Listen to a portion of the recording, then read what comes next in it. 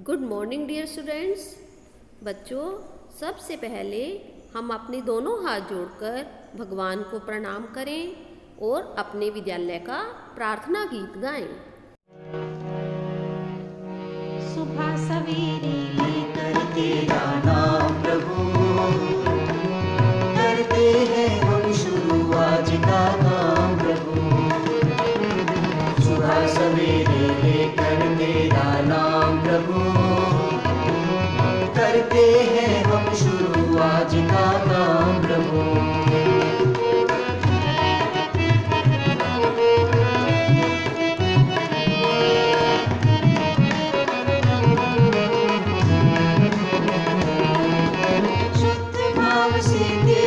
ध्यान लगाए हम, विद्या का वरदान तुम्हीं से पाए हम। शुद्ध भाव से तेरा ध्यान लगाए हम, विद्या का वरदान तुम्हीं से पाए हम। विद्या का वरदान तुम्हीं से पाए हम।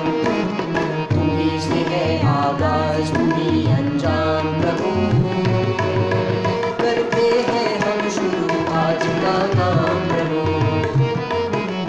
सुबह सवेरे लेकर तेरा नाम प्रभु, करते हैं हम शुरू आज का काम प्रभु। करते हैं हम शुरू आज का काम प्रभु। करते हैं हम शुरू आज का काम प्रभु। आज का सुविचार सुनिए। धन आपसे कोई भी छीन सकता है, लेकिन ज्ञान आपके पास हमेशा बना रहेगा। इसका अर्थ है बच्चों कि हमें खूब पढ़ना चाहिए, क्योंकि धन तो कोई भी ले सकता है, लेकिन जो हमारी पढ़ाई लिखाई है वो हमेशा हमारे साथ रहती है। बच्चों, आज की इस वीडियो में हम करेंगे अनुच्छेद लेखन यानी पैराग्राफ राइटिंग। पहले मैं आपको अनुच्छेद के बारे में बताऊंगी कि अनुच्छेद हम कैसे लिखते हैं, और उसके बाद हम खुद अनुच्छेद लिखने की कोशिश करेंगे। बच्चों, आज का टॉपिक शुरू करने से पहले हम एक एक्टिविटी करते हैं। मैं आपको एक ऑब्जेक्ट दिखाऊंगी और आप मुझे उसके बारे में कुछ वाक्य सोच कर बताओगे। बताइए, यह क्या है? यह हमारी हिंदी की पुस्तक है। बताइए, आप अपनी पुस्तक को हाथ में ले लीजिए और जो मैं क्वेश्चन आपसे पूछूंगी आप मुझे उनके सही सही उत्तर बताना। बताइए, पुस्तक का क्या नाम है? ये देखिए यहाँ पे लिखा हुआ है नव भारतीय हिंदी पाठमाला। तो क्या वाक्य बने हमारे? यह हमारी हिंदी की पुस्तक है और इसका नाम नव भारतीय पाठमाला है। अब देखकर बताइए कि इस पुस्तक को किसने लिखा है। ये देखिए, फर्स्ट पेज पर लेखिका का नाम भी लिखा हुआ है। आप अपनी बुक खोलिए और वहां से देखकर मुझे आंसर बताइए। इसकी लेखिका डॉक्टर भारती पांडे है। अब आप बताओ, इस पुस्तक में से आप क्या क्या पढ़ते हो? हाँ, इस पुस्तक में कहानियां, कविताएं और लेख दिए हुए हैं, और इन्हें पढ़कर हमें शिक्षाएं मिलती है और हमारा मनोरंजन भी होता है। और आप बताइए, इस किताब को कैसे रखते हो? मैं इस किताब को बहुत संभाल कर रखता हूँ। यह बहुत अच्छी पुस्तक है। तो बच्चों, आपने इस किताब के बारे में जो 5-6 लाइनें बताई, एक बार हम फिर से बोलते हैं। यह हमारी हिंदी की पुस्तक है। इसका नाम नव भारतीय हिंदी पाठमाला है। इसकी लेखिका डॉक्टर भारती पांडे है। इसमें बहुत सी शिक्षाप्रद कहानियां, कविताएं और लेख दिए हुए हैं। यह बहुत अच्छी पुस्तक है। मैं अपनी किताब को संभाल कर रखता हूँ या रखती हूँ। इस तरह बच्चों, किसी भी विषय पर अपने विचार लिखना क्या कहलाता है? अनुच्छेद लेखन। तो अगर हमारे पास जो भी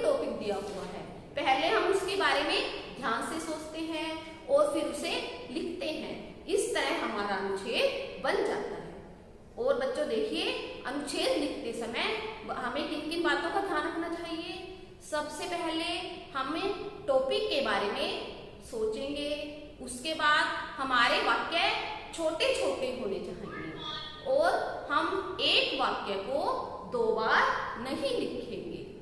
अनुच्छेद लिखने के बाद हम पूरा अनुच्छेद दोबारा ध्यान से पढ़ेंगे। इसके साथ साथ हम सुंदर लिखावट का भी ध्यान रखेंगे।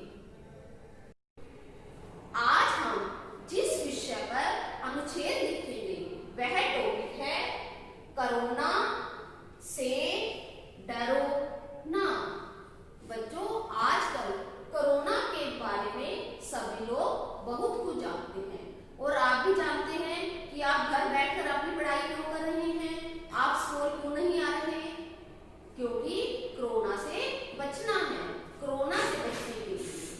तो आज हम इसी विषय पर अपना अनुच्छेद लिखेंगे।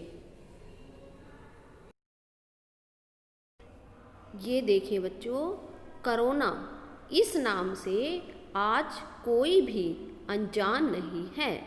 ये एक छोटा सा वायरस है और हमारे बाल की तुलना में यह 900 गुना छोटा है। देखिए बच्चों, यह कितना छोटा सा वायरस है, लेकिन इसका प्रकोप आज पूरे विश्व में फैला हुआ है। बच्चों, अब मैं आपको बताती हूँ कि इसकी वजह से हमें किन किन समस्याओं का सामना करना पड़ता है। देखिए, अगर किसी व्यक्ति को कोरोना हो जाता है तो उसे सांस लेने में तकलीफ होती है और गले में खराश भी हो जाती है। इसके अलावा जुकाम और बुखार जैसी समस्याओं का भी सामना करना पड़ता है। यह वायरस एक व्यक्ति से दूसरे व्यक्ति में बहुत तेजी से फैलता है, लेकिन हमें इससे बिल्कुल भी डरना नहीं है, क्योंकि इससे बचने के उपाय तो हमारे हाथ में ही हैं। अगर हम उन सब बातों का ध्यान रखेंगे तो हम कोरोना से बच सकते हैं। आप देखिए, कोरोना से बचने के लिए हम क्या क्या कर सकते हैं। सबसे पहले हम भीड़ भाड़ वाली जगह पर नहीं जाएंगे। अगर हम किसी वजह से हमें बाहर जाना पड़ता है तो हम मास्क लगाकर ही बाहर जाएंगे। बिना मास्क के हम बिल्कुल भी घर से बाहर नहीं निकलेंगे।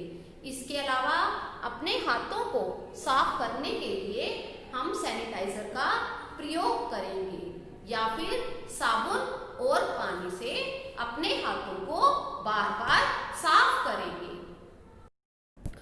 तो बच्चों, हमें इस वायरस से बिल्कुल भी घबराने की ज़रूरत नहीं है, क्योंकि इससे बचने के उपाय तो हमारे हाथ में ही हैं।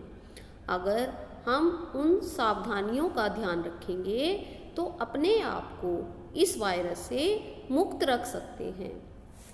एक तो हमारा खान पान इस प्रकार का होना चाहिए कि हमारा शरीर बीमारियों से लड़ सके। जैसे आपको सिर्फ घर का बना हुआ खाना ही खाना है। आपने बाहर के जंक फूड या फास्ट फूड बिल्कुल भी नहीं लेने। तो हम अपने आप को इस वायरस से बचा सकते हैं। इसके अलावा देखिए, मास्क का प्रयोग करना। अगर हम कहीं बाहर जाते हैं तो मास्क लगाकर ही जाएंगे। हाथों को साबुन से साफ करना। बार बार अपने हाथों को साबुन और पानी से साफ करेंगे। सामाजिक दूरी बनाए रखना।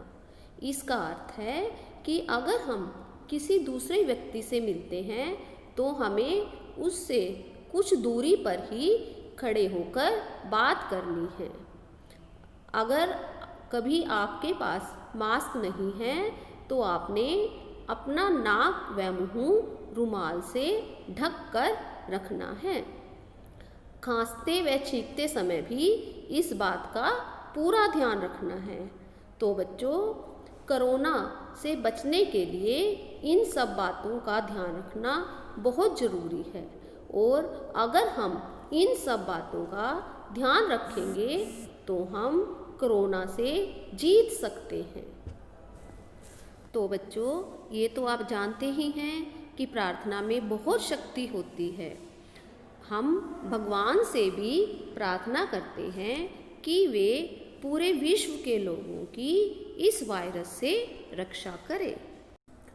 इस तरह बच्चों, ये सब बातें लिखकर हम अपना अनुच्छेद बनाएंगे। ये देखिए, इसे मैं आपको एक बार पढ़ के सुनाती हूँ।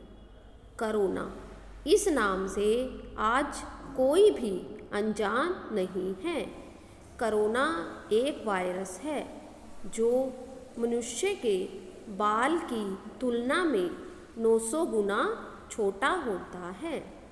इसके कारण बुखार, जुकाम, गले में खराश, सांस लेने में तकलीफ आदि समस्याएं हो जाती हैं।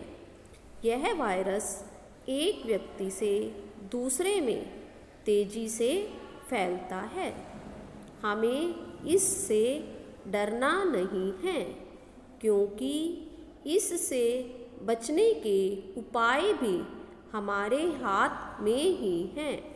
जैसे घर से बाहर निकलते समय मास्क का प्रयोग करना, हाथों को बार बार साबुन व पानी से साफ करना, खांसते व छींकते समय नाक और मुंह को रुमाल से ढकना, सामाजिक दूरी बनाए रखना आदि। इन सब बातों का ध्यान रखकर हम कोरोना से जीत सकते हैं। इसके साथ साथ हम भगवान से प्रार्थना करते हैं कि वे पूरे विश्व के लोगों की इस वायरस से रक्षा करें।